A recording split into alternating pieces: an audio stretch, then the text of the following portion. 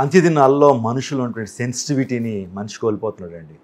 మనుషుల్లో ప్రేమ చల్లారిపోతూ ఉంది, అక్రమం ఎక్కువగా విస్తరిస్తూ ఉంది. నేటి సమాజంలో మనుషులు దయ కానీ ఏ విధమైనటువంటి జాలి కానీ చూపించిన పరిస్థితుల్లో మనుషులు తయారైపోతున్నారండి. ఎందుకంటే అక్రమం విస్తరిస్తూ ఉంది, అనేకుల్లో ప్రేమ చల్లారిపోతూ ఉంది. రీసెంట్గా మన భారతదేశంలో 7 మతోన్మాదుల ద్వారా భారతదేశంలో ఉన్నటువంటి ఆ యొక్క ఖ్యాతి, భారతదేశానికి ఉన్న పేరు, భారతదేశానికి మచ్చ తీసుకొచ్చారండి. మార్చి 2వ తారీఖున భయంకరమైన ఘటన చోటు చేసుకుంది. బైక్ లాగర్స్ గా ఉన్నటువంటి విన్సెంట్ అండ్ ఫెర్నాండ్ ఇద్దరు కూడా భార్య భర్తలండి. ఇద్దరు కూడా ఎక్కువగా అనేక దేశాలకు వెళ్తూ బైక్ లాగ్స్ చేస్తుంటారు. అంటే బైక్ మీద వాళ్ళు సంచారం చేస్తూ వరల్డ్ టూర్ చేస్తూ ఉంటారు. వారికి ఇన్స్టాగ్రామ్ పేజ్ ఉంది, యూట్యూబ్ అకౌంట్స్ ఉన్నాయి. వారి ఫొటోస్ అన్ని కూడా అప్లోడ్ చేస్తుంటారు. వారు వాస్తవానికి భారతదేశానికి వచ్చి భారతదేశంలో కొన్ని చోట్ల బ్లాగ్స్ చేసి ఆ తర్వాత బైక్స్ మీద అనేక ప్రాంతాల్లో తిరగాలని ఒక మంచి ఉద్దేశంతో భారతదేశానికి వచ్చారండి. వాస్తవానికి బంగ్లాదేశ్ వెళ్లారు. బంగ్లాదేశ్ భారతదేశానికి వచ్చి భారతదేశ అనేక ప్రాంతాలు సంచారం చేసి మరలా నేపాల్ వెళ్ళి అక్కడి నుంచి మరలా వారు స్పెయిన్ అనేటువంటి దేశానికి వెళ్ళాలి, ప్రపంచంలో అనేకమైనటువంటి ప్రాంతాలు తిరగాలని వచ్చారండి. వచ్చిన తర్వాత వారు జార్ఖండ్ అనే ప్రాంతానికి వచ్చారు. జార్ఖండ్ దగ్గర దుమ్కా అనే ప్రాంతానికి వచ్చినప్పుడు ఆ రాత్రి అక్కడ స్టే చేయాల్సి వచ్చింది. లాడ్జ్ అడిగారట, కానీ లాడ్జ్లు ఎక్కడ కూడా ఖాళీలు లేవు. అందును బట్టి రోడ్డు ప్రక్కనే ఒక నిర్మానుష్యమైన ప్రాంతంలో వారు టెంట్స్ వేసుకుని, వారి దగ్గర కొన్ని టెంట్స్ ఉంటాయి, వాటిని వేసుకుని అందులో పడుకున్నారండి. పడుకున్న తర్వాత రాత్రి సుమారుగా 10 గంటల టైంలో ఆ ప్రాంతానికి కొంతమంది మతోన్మాదులు వచ్చారు. వీరు విదేశీయులు.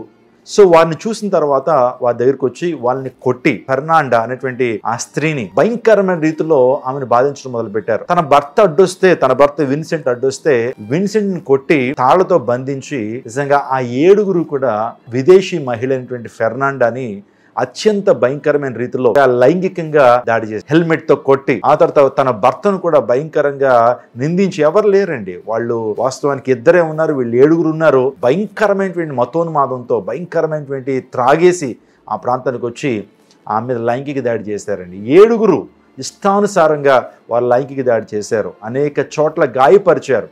ఈ విషయం వెలుగులోకి వచ్చింది. కాసేపు 11 గంటలకి పోలీస్ పెట్రోల్ ఆ ప్రాంతానికి వచ్చినప్పుడు ఆ సైరన్కి వాళ్ళు అక్కడి నుంచి పారిపోయారు. నిజంగా ఆ స్త్రీ చెప్తుంది, నిజంగా ఎంతో ఆశతో భారతదేశానికి వచ్చాం, ఇలా జరుగుతుందని మేము ఎప్పుడు ఊహించలేదు. మా యొక్క జీవితం మారిపోయింది. ఈ రోజుతో మా జీవితాలు ఎంతో భయంకరమైనటువంటి విషాదము మా జీవితంలో చోటు చేసుకుందని చెప్పి ఆమె ఇన్స్టాగ్రామ్లో తను పోస్ట్ చేసింది ఈ విధంగా: something has happen to us that we would not wish on anyone. 7 men have raped me. They have beaten us and robbed us, although not many things, because what they wanted was raped me. We are in the hospital with police. It happened tonight here in India. నిజంగా ఎంతో బాధతో ఈ విషయాన్ని చెప్పింది. ఈరోజు ప్రపంచం అంతా కూడా ఈ విషయం తెలిసిందండి. నిజంగా వేరే ప్రాంతం నుంచి వస్తే, వేరే దేశం నుంచి వస్తే, నిజంగా ఎంతో నిరాశ్రయాలుగా ఉంటే ఆ ప్రాంతానికి వెళ్ళి ఆ యొక్క భార్యాభర్తలను కొట్టి ఆ భార్యను రేప్ చేయటం ఎంత భయంకరమైన సంఘటన మీరు ఆలోచన చేస్తున్నారా? మనిషి హృదయం ఏమైపోతూ ఉంది? మనిషి హృదయం ఎందుకు అంత భయంకరంగా మారిపోతూ ఉంది? మనిషి ఎందుకు మరొక వ్యక్తిని బాధించాలని, మరొక వ్యక్తిని బాధించడం ద్వారా ఏదో సంతృప్తి పొందాలనుకునే ఆలోచన ఎంత దుర్మార్గమైనది మీరు ఆలోచన చేస్తున్నారా? ఆలోచన చేయండి. ఏదైనా దివ్య జ్ఞాన గ్రంథం బైబిల్ చెప్తా ఉంది, నీ పొరుగువాని ఏది ఆశించొద్దు, నీ పొరుగువాని భార్యను ఆశించొద్దు, నీ పొరుగువాని పశువును ఆశించొద్దు, నీ పొరుగువాని ఏది ఆశించొద్దు అయ్యా, ఉన్న దాంట్లో సంతృప్తి పొందు. ఒకవేళ అలా ఆశించి అత్యాచారం చేయటం అనేది దేవుని దృష్టిలో కూడా భయంకరమైన నేరం అండి, భయంకరమైన పాపము. అత్యాచారం చేసేటువంటి వారు, జారత్వం, వ్యభిచారం చేసేటువంటి వారు దేవుని రాజ్యానికి వారసులు కారని దివ్య జ్ఞాన గ్రంథం చెప్తా ఉంది, బైబిల్ గ్రంథం. ఇలాంటి సంఘటనలు జరుగుతున్నప్పుడు దేశం కోసం ప్రార్థన చేద్దాం, దేశ రక్షణ కోసం ప్రార్థన చేద్దాం. అనేక మంది సత్య మార్గమున నడవాలని, మంచి మనస్సు కలిగి ఉండాలని మన దేశస్తుల కోసం మనం ప్రార్థన చేద్దాం. జార్ఖండ్లో ఉన్న 7 పోలీసు వారు అరెస్ట్ చేశారు. ఈరోజున జైల్లో వారు ఉన్నారు. ఏం సాధించారండి? క్షణిక ఆనందం కొరకు ఒక కుటుంబాన్ని పొట్టని పెట్టుకున్నారు, ఒక కుటుంబాన్ని పాడు చేశారు. జీవితాంతం కూడా ఆ కుటుంబంలో వేదన, జీవితాంతం ఆ కుటుంబంలో మానసిక వేదన ఆ స్త్రీకి ఉంటుంది. ఏం చేశారు? అన్యాయం చేశారు వాళ్ళు. నిజంగా మన భారతదేశం చూడాలని వస్తే మతోన్మాదులు చేస్తున్నటువంటి చర్యలు చూసారా? ఆ 7 కూడా కఠినంగా శిక్షించబడుతున్నారు. ఏం సాధించారు? నీ పాపం నిన్ను పట్టుకోదా? పాపం చేసే ప్రతి ఒక్కడు కూడా పాపానికి బానిసని, పాపం అవమానం తెచ్చునని దేవుని లేఖనం చెప్తా ఉంది. పాపం చేసిన వాడు ఎప్పటికైనా పట్టుబడతాడు. వారు సాధించింది ఏమని చెప్పండి? ఈ రోజున జైల్లో కొన్ని సంవత్సరాలు వారు శిక్షలు అనుభవించాలి. కాబట్టి ఈ విషయాన్ని నేను విన్నప్పుడు కొంత సమాచారాన్ని, కొంత వాక్యాన్ని మీకు అందించాలని నేను దీన్ని ఆధారం చేసుకుని వాక్యాన్ని చెప్తున్నాను. అందులో బట్టి దేశం కోసం ప్రార్థన చేద్దాం. దేశంలో స్త్రీల కోసం ప్రార్థన చేద్దాం. దేశంలో స్త్రీలు సంరక్షించబడాలి, దేశంలో స్త్రీలు పూజించబడాలనే మాట ప్రక్కన పెట్టండి. దేశంలో స్త్రీలకు భద్రత కావాలని మనం ప్రార్థన చేద్దాం. God bless you. God bless our India. అందరికీ శుభవార్త. ప్రతి ఆదివారం 10,000 మంది ఒక చోట చేరి దేవుణ్ణి ఆరాధిస్తున్న జీవం గల దేవుని సంఘం. స్వస్థత, విడుదల, అభిషేకం పొందాలనుకుంటున్నారా?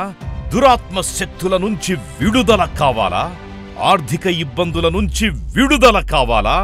సంతానలేమితో బాధపడుతున్నారా? కుటుంబ సంక్షేమం కొరకు ప్రత్యేక ప్రార్థనలు కోరుకుంటున్నారా? శాంతి లేక ఆత్మహత్య చేసుకోవాలనుకుంటున్నారా? నిజమైన ఖచ్చితమైన వాక్యం చేత బలపడాలని ఆశిస్తున్నట్టయితే రండి. క్రైస్ట్ టెంపుల్ మీ కొరకే.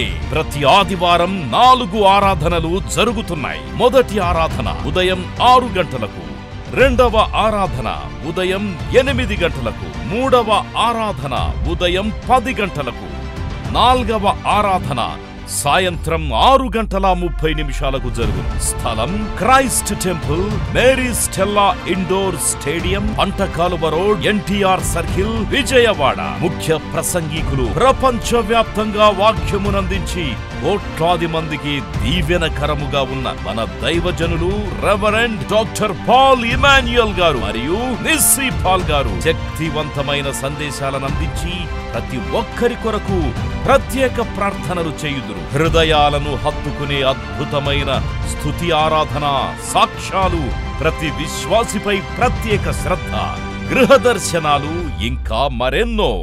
ప్రతి ఆరాధనలో 1000 మంది ప్రజలు పాల్గొంటూ ఆత్మీయముగా బలపడుచున్నారు. పాటలు, ఆరాధన, వర్తమానముల ద్వారా దేవుని ఆత్మీయ కార్యములు అనేకులు పొందుకుంటున్నారు.